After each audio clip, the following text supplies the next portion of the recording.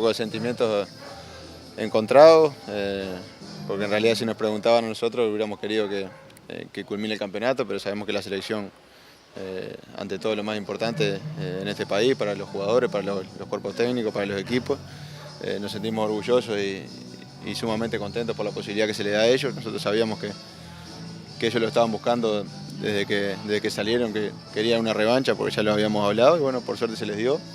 Lamentablemente para nosotros que nos quedamos sin un gran cuerpo técnico, pero bueno, muy beneficioso para la selección para apuntar el camino a Rusia, que creo que está con todas las chances latentes todavía y creo que fue la mejor elección que han tenido, un cuerpo técnico muy capaz que ya tuvo su posibilidad y que seguramente no habrá aprendido los errores del pasado.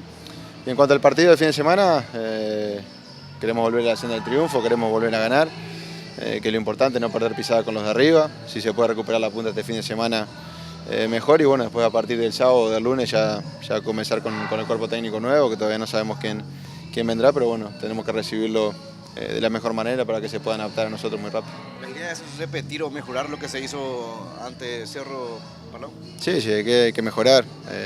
Nosotros tenemos que salir, no nos había tocado perder y nos tocó perder. Creo que nos golpearon en momentos claves del partido y después no lo supimos manejar. Tuvimos alguna chance para empatarlo o para ponernos en ventaja antes, pero no pudimos, y creo que después que nos hicieron el gol el partido cambió, nos costó mucho encontrar los espacios, no estuvimos finos. Y bueno, el objetivo ahora es ganar, principalmente ganar, después veremos si podemos jugar bien o mal o regular. Pero ganar y tratar de recuperar la punta, que va a ser importante, que recién estamos en el inicio del torneo, pero va casi un tercio de partido, y recuperar la punta en este momento sería importante, y sobre todo volver a la senda del triunfo para trabajar con más tranquilidad. Marcelo, ¿qué rescató?